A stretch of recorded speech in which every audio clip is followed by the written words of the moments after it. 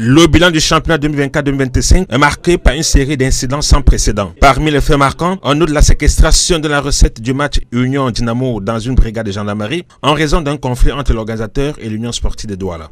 Ailleurs, on a vu les joueurs qui ont effectué un sitting sur la pelouse pour protester contre l'arbitrage. Des footballeurs qui ont boycotté les entraînements pour réclamer leur salaire impayé. Des équipes qui ont temporairement quitté le championnat pour des revendications sur des questions de sponsoring, des arbitres qui ont débrayé pour réclamer les émoluments en retard et bien d'autres mouvements de protestation qui ont émaillé la saison. La contestation de l'arbitrage est le point le plus sensible, avec des arbitres jugés partiaux et responsables de l'interruption de plusieurs matchs. Malgré des erreurs flagrantes, aucun arbitre n'a été sanctionné par sa hiérarchie. Bon, on s'interroge toujours.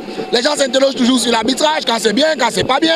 Donc nous sommes satisfaits sur le plan de l'arbitrage cette saison. Mais il ne faut pas oublier qu'on a eu beaucoup de couacs et beaucoup de choses qui sont passées dans les matchs qui n'ont pas forcément été des choses bien à voir. Nous allons continuer de nous améliorer, nous allons continuer de nous battre pour que les arbitres se réveillent de temps en temps et surtout qu'ils se mettent à l'œuvre pour que les choses soient meilleures. Et parce qu'on a l'habitude de voir dans des stades qui n'ont pas l'arbitrage.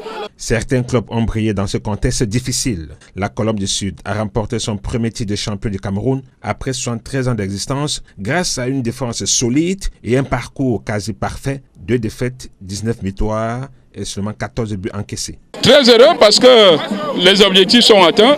Oh là là, que dire des supporters?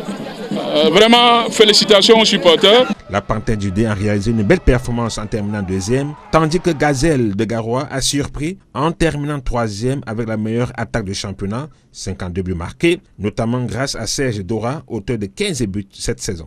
La fin du championnat désignait les 4 clubs relégués, notamment Astre de Douala, Young Sport de Bamenda, Bamboutos de Bouda et l'Union sportive de Douala, qui subit une relégation inédite après 70 ans d'existence.